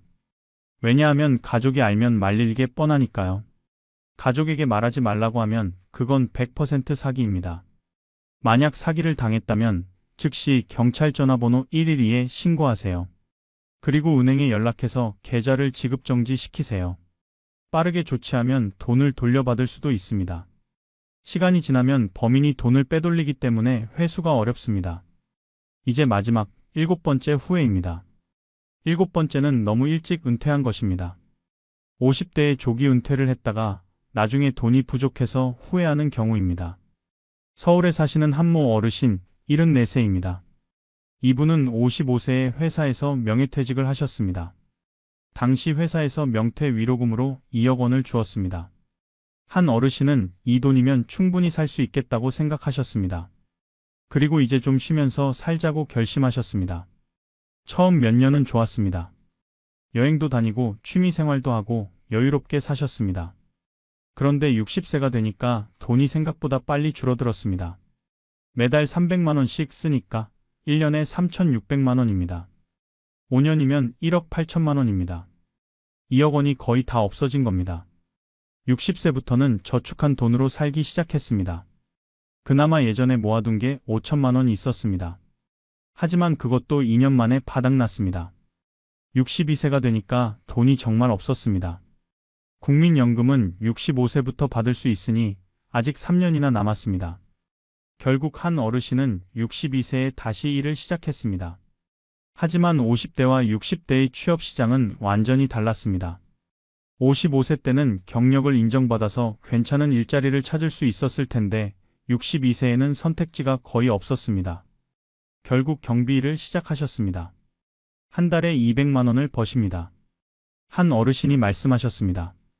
55세에 은퇴하지 말고 60세까지라도 일할 걸 그랬어요. 5년만 더 일했으면 2억 원을 쓰지 않고 모을 수 있었을 텐데요. 그랬으면 지금 훨씬 여유로웠을 겁니다. 조기 은퇴가 꿈이라고 생각했는데 실제로는 악몽이었어요. 조기 은퇴의 가장 큰 문제는 경제적 수명을 잘못 계산하는 겁니다. 많은 분들이 나는 80세까지만 살 거야 라고 생각합니다. 하지만 실제로는 90세, 100세까지 사는 경우가 많습니다. 의료 기술이 발전하면서 평균 수명이 계속 늘어나고 있거든요. 55세에 은퇴하면 90세까지 산다고 했을 때 35년을 더 살아야 합니다. 35년 동안 생활비가 얼마나 들까요? 한 달에 200만 원씩 쓴다고 하면 1년에 2,400만 원입니다. 35년이면 8억 4천만 원입니다. 거의 9억 원이 필요한 겁니다. 게다가 물가 상승률을 고려하면 더 많은 돈이 필요합니다. 지금 200만 원으로 할 수 있는 생활이 20년 후에는 300만 원이 들 수도 있습니다. 그러니까 최소한 10억 원 이상은 있어야 안심하고 은퇴할 수 있습니다. 물론 국민연금이 있습니다. 하지만 국민연금만으로는 부족합니다. 앞서 말씀드렸듯이 평균 수령액이 한 달에 60만 원에서 100만 원 정도입니다. 이걸로는 턱없이 부족합니다. 그래서 일을 계속해야 합니다. 전문가들은 이렇게 권합니다. 가능하면 65세까지는 일하라고요. 그리고 65세 이후에도 파트타임이라도 계속 일하면 더 좋다고 합니다. 일을 하면 수입도 생기지만 그것보다 더 중요한 건 건강과 사회적 관계입니다. 일을 하면 몸을 움직이게 되고 사람들을 만나게 되고 정신도 또렷해집니다. 은퇴한 후에 집에만 있으면 빠르게 늙습니다. 몸도 마음도 약해집니다. 반면 계속 일을 하면 건강도 유지되고 치매 예방에도 도움이 됩니다. 실제로 연구 결과를 보면 은퇴 후에도 일을 계속하는 사람이 그렇지 않은 사람보다 평균 5년 정도 더 오래 산다고 합니다. 물론 힘든 일을 할 필요는 없습니다. 자기가 좋아하고 적성에 맞고 몸에 무리가 안 가는 일을 선택하면 됩니다. 요즘은 노인 일자리 프로그램도 많습니다. 복지관에 가면 다양한 일자리 정보를 얻을 수 있습니다. 또 하나 중요한 건 은퇴 전에 미리 준비하는 겁니다. 50대부터 은퇴 후에 무엇을 할지 계획을 세워야 합니다. 취미를 만들 수도 있고 자격증을 딸 수도 있고 창업을 준비할 수도 있습니다. 갑자기 은퇴하면 뭘 해야 할지 몰라서 방황하게 됩니다. 미리 준비하면 은퇴 후에도 활기차게 살 수 있습니다. 자, 여러분. 지금까지 70대 어르신들이 가장 많이 후회하는 돈 선택 7가지를 살펴봤습니다. 다시 한번 정리해드리겠습니다. 첫째, 자녀에게 과도하게 지원하지 마세요. 노후 자금의 30%를 넘지 않도록 하세요. 둘째, 건강 투자를 미루지 마세요. 정기검진을 받고 작은 이상도 빨리 치료하세요. 셋째, 연금 준비를 철저히 하세요. 국민연금만으로는 부족합니다. 개인연금을 반드시 들으세요. 넷째, 무리한 부동산 투자를 조심하세요. 안정성과 유동성을 우선으로 생각하세요. 다섯째, 보험 설계를 제대로 하세요. 특히 실손보험과 암보험은 필수입니다. 여섯째, 금융사기를 조심하세요. 고수익 약속은 의심하고 가족과 상의하세요. 일곱째, 너무 일찍 은퇴하지 마세요. 가능하면 65세까지 일하고 이후에도 할 수 있는 일을 찾으세요. 이 7가지만 잘 지켜도 여러분의 노후는 훨씬 더 안정적이고 행복할 겁니다. 70대가 되어서 후회하지 마시고 지금부터 준비하세요. 아직 늦지 않았습니다. 오늘부터 하나씩 실천해 보세요. 그럼 오늘 여러분이 당장 할 수 있는 3가지를 말씀드리겠습니다. 첫째, 오늘 당장 가계부를 작성해 보세요. 한 달에 얼마를 쓰는지, 어디에 쓰는지 정확히 파악하세요. 그래야 노후에 얼마가 필요한지 계산할 수 있습니다. 둘째, 내일 보험 증권을 꺼내서 확인해 보세요. 실손 보험이 있는지, 보장 내용이 적절한지 점검하세요. 필요하면 보험 설계사나 재무상담사와 상담하세요. 셋째, 이번 주 안에 가족과 노후 계획에 대해 대화를 나누세요. 자녀에게 얼마나 지원할 것인지, 은퇴는 언제 할 것인지 함께 의논하세요. 이 3가지만 실천해도 여러분의 노후는 달라질 겁니다. 오늘 이 영상이 여러분께 조금이나마 도움이 되었기를 바랍니다. 다음 영상에서는 노후 자금 3억 원 만들기라는 주제로 더 구체적인 방법을 알려드리겠습니다. 기대해 주세요. 오늘도 영상 끝까지 시청해 주셔서 정말 감사합니다. 구독과 좋아요, 알림 설정도 부탁드립니다. 여러분의 행복한 노후를 진심으로 응원합니다. 건강하세요. 감사합니다. 혹시 이런 생각 해보신 적 있으신가요? 나는 연금이 있으니까 노후는 걱정 없어. 아마 많은 분들이 그렇게 생각하실 겁니다. 국민연금도 받고 개인연금도 있고 퇴직연금도 있으니까 안심이다. 이렇게 말이죠. 그런데 제가 지난 2년 동안 200명이 넘는 70대 어르신들을 만나면서 놀라운 사실을 발견했습니다. 연금을 받고 계신 분들 중에서도 가난하게 사시는 분들이 정말 많다는 겁니다. 한 달에 200만 원, 300만 원씩 연금을 받으시는데도 불구하고 생활이 너무 힘들다고 하십니다. 심지어 빚까지 지신 분들도 계십니다. 어떻게 이런 일이 가능할까요? 연금이 있는데 왜 가난해지는 걸까요? 제가 이분들을 자세히 관찰하고 인터뷰한 결과 놀랍게도 8가지 공통점이 있었습니다. 가난해지는 분들은 모두 이 8가지 중 최소한 3가지 이상을 하고 계셨어요. 오늘 이 영상에서는 그 8가지 공통점을 낱낱이 파헤쳐 보겠습니다. 그리고 더 중요한 건 어떻게 하면 이 함정에 빠지지 않을 수 있는지 구체적인 해법도 함께 알려드리겠습니다. 이 영상 하나면 여러분은 연금으로 풍족하게 사는 노후와 가난하게 사는 노후를 구분할 수 있게 됩니다. 자, 그럼 첫 번째 공통점부터 시작하겠습니다. 준비되셨죠? 지금부터 제가 말씀드리는 내용 하나하나가 여러분의 노후를 완전히 바꿔놓을 수 있습니다. 메모하시면서 들으시면 더 좋겠습니다. 첫 번째 공통점은 바로 은퇴 전 생활 수준을 절대 포기하지 못하는 사람들입니다. 나는 원래 이렇게 살던 사람인데라는 생각에 사로잡혀 계신 분들이죠. 이게 무슨 말인지 실제 사례를 들려드리겠습니다. 서울 강남에 사시는 김모 어르신 73세입니다. 이분은 대기업에서 임원까지 하셨던 분입니다. 현역 시절에는 한 달에 500만 원 이상 쓰면서 사셨어요. 골프는 주 2회, 외식은 일주일에 4-5번, 백화점에서 옷 사는 것도 자연스러웠습니다. 명품 가방도 1년에 2-3개는 사셨죠. 65세에 은퇴하시면서 퇴직금으로 3억 원을 받으셨습니다. 국민연금과 개인연금을 합쳐서 한 달에 250만 원을 받기 시작하셨어요. 나쁘지 않은 금액입니다. 사실 이 정도면 부부가 충분히 생활할 수 있는 돈이거든요. 그런데 문제는 여기서부터였습니다. 김 어르신은 생활 수준을 전혀 낮추지 않으셨어요. 골프는 여전히 주 2회, 한 달에 8번 치시면 한 번에 15만 원씩 들어가니까 한 달에 120만 원입니다. 외식도 계속하셨어요. 일주일에 3번만 해도 한 달에 12번, 한 번에 5만 원씩이면 60만 원입니다. 부인도 친구들과 백화점 쇼핑을 계속 다니셨습니다. 한 달에 50만 원에서 100만 원씩 쓰셨어요. 이렇게 계산해 보니까 한 달에 300만 원이 넘게 나가는 겁니다. 연금은 250만 원인데 지출은 300만 원입니다. 매달 50만 원씩 적자가 나는 거죠. 처음에는 퇴직금 3억 원이 있으니까 괜찮았습니다. 뭐 조금 쓰면 어때? 평생 고생했는데라고 생각하셨어요. 그런데 1년이면 600만 원, 2년이면 1200만 원, 5년이면 3000만 원이 모자랍니다. 10년이면 6천만 원입니다. 그렇게 75세가 되었을 때 퇴직금 3억 원이 거의 다 바닥났습니다. 그제야 김 어르신은 깨달으셨죠. 아, 이러면 안 되는구나. 하지만 이미 늦었습니다. 75세의 나이에 갑자기 생활 수준을 확 낮추는 게 쉽지 않았습니다. 골프를 끊으려니 친구들과의 관계가 끊어질 것 같았고 외식을 줄이려니 삶의 낙이 없어지는 것 같았습니다. 제가 김 어르신께 물어봤습니다. 가장 후회되시는 게 뭔가요?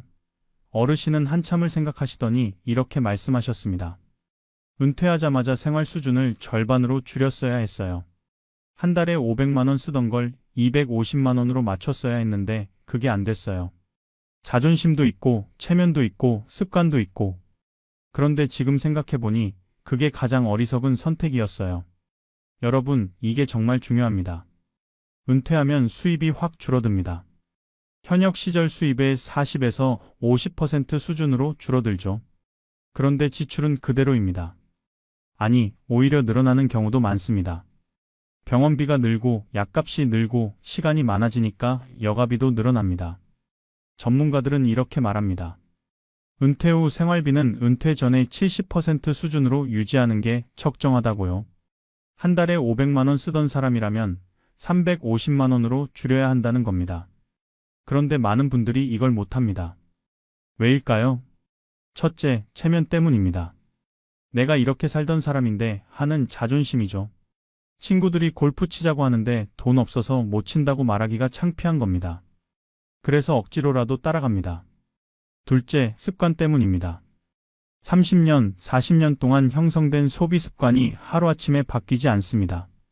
매일 아침 스타벅스에서 커피 마시던 습관, 주말마다 외식하던 습관, 이런 것들이 몸에 배어 있어서 끊기가 어렵습니다. 셋째, 현실 인식 부족입니다. 아직 돈이 좀 있으니까 괜찮아 하고 생각합니다. 퇴직금 3억 원이 있으니까 여유롭다고 느끼는 거죠. 하지만 계산해보면 그게 얼마나 빨리 없어지는지 모릅니다. 그럼 어떻게 해야 할까요? 해법은 간단합니다. 은퇴하기 1년 전부터 미리 연습하는 겁니다. 59세나 60세부터 생활비를 단계적으로 줄여보는 거예요. 처음엔 10%만 줄여봅니다. 한 달에 500만 원 쓰던 걸 450만 원으로 줄이는 거죠. 1년 동안 그렇게 살아봅니다. 다음 해에는 20% 줄여봅니다. 400만 원으로 살아보는 겁니다. 그 다음 해에는 30% 이렇게 단계적으로 줄여가면서 연습합니다. 그러면 은퇴할 때쯤에는 낮은 생활비에 익숙해져 있습니다.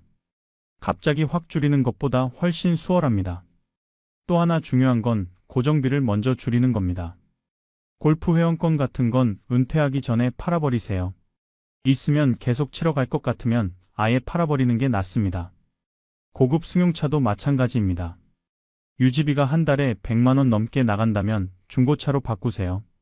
그럼 한 달에 50만 원은 아낍니다. 백화점 신용카드도 해지하세요. 백화점 카드가 있으면 자꾸 백화점에 가게 됩니다. 없으면 안 가게 되죠. 이런 식으로 소비를 유발하는 것들을 미리 제거하는 겁니다. 자, 이제 두 번째 공통점으로 넘어가겠습니다. 두 번째는 예상치 못한 지출을 전혀 대비하지 않은 사람들입니다. 연금만 믿고 비상금을 하나도 준비하지 않은 채 은퇴한 분들이죠. 부산에 사시는 박모 어르신 74세입니다. 이분은 은퇴할 때 꽤 철저하게 계획을 세우셨습니다. 한 달에 들어오는 연금이 200만 원, 생활비가 160만 원 정도 나가니까 한 달에 40만 원씩 여유가 생깁니다. 1년이면 480만 원, 10년이면 4,800만 원을 모을 수 있다고 계산하셨어요.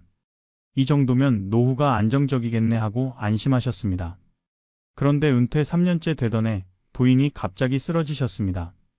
뇌출혈이었어요. 급하게 응급실에 실려가서 수술을 받으셨습니다. 다행히 목숨은 건졌지만 수술비가 2천만 원이 들었습니다. 건강보험이 적용되어도 본인 부담금이 600만 원이었습니다. 수술 후에는 재활치료를 받아야 했습니다. 석 달 동안 재활병원에 입원하셨는데 한 달에 200만 원씩 들어서 총 600만 원이 또 나갔습니다. 합치면 1200만 원입니다. 박 어르신이 3년 동안 모은 돈이 140만 원 정도였는데 한순간에 다 쓰고도 부족했습니다. 결국 자녀들에게 손을 벌려야 했습니다. 아들이 500만 원, 딸이 300만 원을 보내줬지만 여전히 400만 원이 부족했습니다. 할 수 없이 신용대출을 받으셨어요. 400만 원을 빌렸습니다. 이자가 한 달에 2만 원 정도 나갔습니다. 문제는 거기서 끝나지 않았습니다.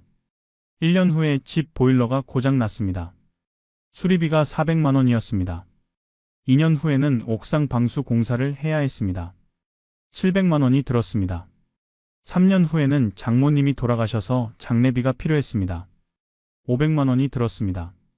이렇게 예상치 못한 지출이 계속 생기는 겁니다.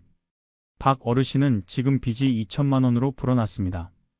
한 달에 이자만 8만 원씩 나갑니다. 연금 200만 원 중에서 8만 원이 이자로 나가고 생활비로 160만 원을 쓰면 남는 게 32만 원밖에 안 됩니다. 원금을 갚을 여력이 전혀 없는 거죠. 박 어르신이 말씀하셨습니다. 은퇴할 때 비상금을 따로 준비했어야 했어요. 최소한 3천만 원에서 5천만 원 정도는 절대 손대지 않는 돈으로 남겨뒀어야 했는데 연금으로 다 해결할 수 있을 거라고 생각한 게 큰 실수였어요. 여러분, 이게 정말 중요합니다. 인생을 살다 보면 예상치 못한 일이 반드시 생깁니다. 특히 나이가 들면 더 자주 생기죠. 크게 세 가지로 나눠볼 수 있습니다. 첫째, 건강 관련 지출입니다. 나이 들면 아픈 곳이 생깁니다. 수술, 입원, 재활, 이런 게 갑자기 필요할 수 있어요. 건강보험이 있어도 본인 부담금이 만만치 않습니다. 특히 간병비는 건강보험 적용이 안 됩니다. 간병인을 한 달만 써도 300만 원이 들어갑니다. 둘째, 집 관련 지출입니다. 집도 나이를 먹습니다. 보일러, 싱크대, 화장실, 방수, 도배, 장판, 이런 것들을 주기적으로 수리하거나 교체해야 합니다. 10년에 한 번씩은 큰 공사가 필요한데 그때마다 1,000만 원 이상 들어갑니다. 셋째, 경조사 관련 지출입니다. 주변 사람들의 결혼식, 장례식은 계속 생깁니다. 60대까지는 결혼식이 많고 70대부터는 장례식이 많아집니다. 한 번 갈 때마다 10만 원에서 30만 원씩 듭니다. 1년에 10번만 가도 200만 원입니다. 그럼 비상금은 얼마나 준비해야 할까요? 전문가들은 최소 3천만 원, 넉넉하게는 5천만 원 정도를 권합니다. 이 돈은 절대 건드리지 않는 돈입니다. 정말 급한 일이 생겼을 때만 쓰는 거죠. 그리고 이 비상금은 바로 찾을 수 있는 형태로 보관해야 합니다. 정기예금이나 자유입출금식 예금이 좋습니다. 주식이나 부동산에 묶어두면 안 됩니다. 급할 때 바로 못 찾으니까요. 또 하나 팁을 드리자면 비상금을 단계별로 나눠서 준비하세요. 1차 비상금은 500만 원 정도 급하게 현금이 필요할 때 바로 쓸 수 있게 입출금 통장에 넣어둡니다. 2차 비상금은 2천만 원 정도 정기예금에 넣어두되 중도 해지가 가능한 상품으로 합니다. 3차 비상금은 나머지 좀 더 긴 기간 정기예금에 넣어둡니다. 세 번째 공통점으로 넘어가겠습니다. 세 번째는 자녀와 손주에게 계속 돈을 퍼주는 사람들입니다. 내 돈인데 내가 쓰면 안 되나? 하실 수 있는데 문제는 한도를 모른다는 겁니다. 대전에 사시는 이모 할머니 77세입니다. 이분은 손주가 5명 계십니다. 큰아들한테 2, 작은 아들한테 2, 딸한테 하나요. 손주들이 정말 예쁘십니다. 어릴 때부터 키워서 애착이 남다르시죠. 손주들이 학교에 다니기 시작하면서 이 할머니는 학원비를 지원해주기 시작하셨습니다. 한 명당 한 달에 20만 원씩, 5명이니까 100만 원입니다. 애들 교육은 중요하니까 하시면서 흔쾌히 주셨어요. 생일이 되면 선물을 사주셨습니다. 한 명당 50만 원씩, 5명이면 250만 원입니다. 1년에 한 번이니까 큰 돈은 아니라고 생각하셨어요. 명절 때는 용돈을 주셨습니다. 설날과 추석, 1년에 2번 한 명당 10만 원씩, 5명이면 50만 원입니다. 2번이니까 100만 원이죠. 여름방학과 겨울방학 때는 여행을 보내주셨습니다. 가족여행 경비를 지원해 주신 거예요. 한 집에 500만 원씩, 세 집이니까 1,500만 원입니다. 1년에 한 번씩만 해도 1,500만 원입니다. 이렇게 계산해 보니까 1년에 학원비 1,200만 원, 생일 선물 250만 원, 명절 용돈 100만 원, 여행비 1,500만 원, 합쳐서 3,050만 원입니다. 한 달로 치면 250만 원이 넘습니다. 이 할머니가 받는 연금은 한 달에 150만 원입니다. 본인 생활비로 100만 원을 쓰면 남는 게 50만 원입니다. 그런데 손주들한테 250만 원을 주니까 한 달에 200만 원이 부족한 겁니다. 처음에는 저축한 돈으로 메웠습니다. 평생 모은 돈 5천만 원이 있었거든요. 그런데 1년에 2,400만 원씩 모자라니까 2년 만에 바닥났습니다. 그 후에는 집을 담보로 대출을 받으셨어요. 2천만 원을 빌렸습니다. 그것도 1년이면 다 쓰고 또 빌리고 이렇게 반복하셨습니다.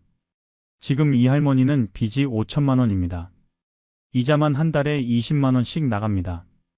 연금 150만 원 중에서 이자 20만 원을 내고 생활비 100만 원을 쓰면 남는 게 30만 원입니다. 더 이상 손주들한테 줄 수가 없는 상황이 됐어요. 그런데 손주들은 계속 달라고 합니다. 할머니가 항상 주시니까 당연하다고 생각하는 거죠.